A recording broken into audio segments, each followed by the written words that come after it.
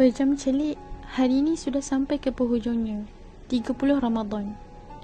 Terasa seperti baru semalam kita berdoa dengan penuh harap.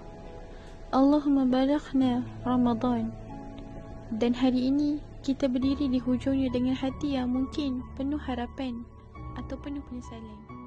Alhamdulillah ya Allah, Engkau masih pilih kami untuk hidup dalam Ramadan kali ini. Sepanjang Ramadan, ada satu doa yang benar-benar merasap ke dalam jiwa dan hati saya. Allahumma innaka afun karim tuhibbu al-afwa fa'fu anni. Ya Allah, jika bukan Engkau yang mengampuni kami, siapa lagi? Kerana hakikatnya kita datang kepada Ramadan bukan sebagai orang yang suci. Kita datang dengan dosa, dengan kelalaian dan hati yang sering jauh daripada Allah. Dan kita berharap kita pulang dalam keadaan diampuni Allah SWT. Taqabbalallahu minna wa minkum. Ya Rabb, terimalah kami. Terimalah sujud kami yang penuh kekurangan. Terimalah air mata kami yang mungkin tidak seikhlas mana. Terimalah amal kami walaupun sedikit, walaupun tidak sempurna. Jika Engkau menolak kami pada Ramadan ini, maka siapa lagi yang kami ingin harapkan?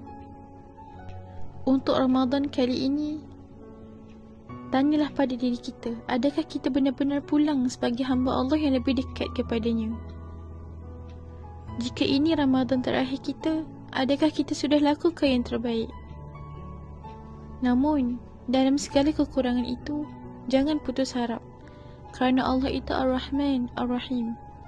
Dia tidak melihat sempurna amal kita, tetapi Dia melihat hati kita yang kembali.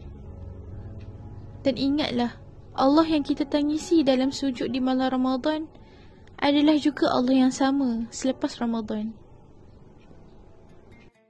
Hari Raya bukan sekadar kemenangan zahir. Ia adalah tanda siapa yang berjauh melawan nafsunya. Dialah yang benar-benar menang.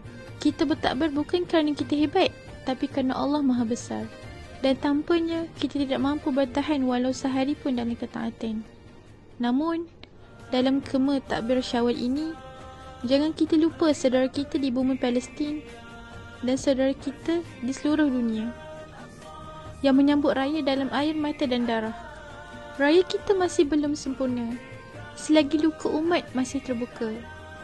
Moga suatu hari nanti kita bukan sahaja bertakbir kerana tamatnya Ramadan, tetapi bertakbir kerana kembalinya kemenangan Islam dan bebasnya Masjidil Aqsa.